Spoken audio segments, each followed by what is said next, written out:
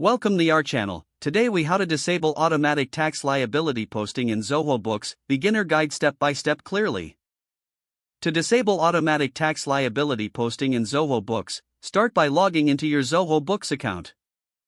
Once you are on the dashboard, navigate to the settings icon located at the top right corner of the page. Click on Settings to open the Settings menu. In the Settings menu, locate and select Taxes. You will see an option for Tax Preferences. Click on it to proceed. In the Tax Preferences section, find the setting labeled Automatically Post Tax Liability. Toggle this option to the off position. After turning off this setting, the changes will automatically be saved. To verify that the setting has been updated, scroll down to ensure the option reflects your selection. Once confirmed, you can exit the Settings menu by clicking the X or simply navigating back to the dashboard. You have successfully disabled automatic tax liability posting in Zoho Books. If the page does not load, refresh the browser or try again in a private or incognito window.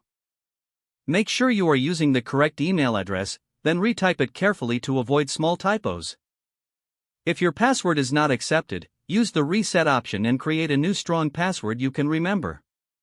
Check your spam folder for verification or security emails, then complete any requested confirmation step. Enable two-factor authentication if available to improve account security and reduce unauthorized access risk. After signing in, review your profile details so your contact information and settings are accurate and current. If you see an error message, note it down and try again after restarting your device and internet connection. Log out when you finish, especially on shared devices, to keep your account and payment information secure. If the page does not load, refresh the browser or try again in a private or incognito window.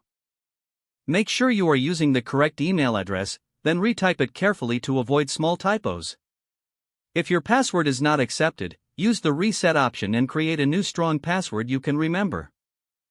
Check your spam folder for verification or security emails, then complete any requested confirmation steps. Enable two-factor authentication if available to improve account security and reduce unauthorized access risk. After signing in, review your profile details so your contact information and settings are accurate and current. If you see an error message, note it down and try again after restarting your device and internet connection. Log out when you finish, especially on shared devices, to keep your account and payment information secure.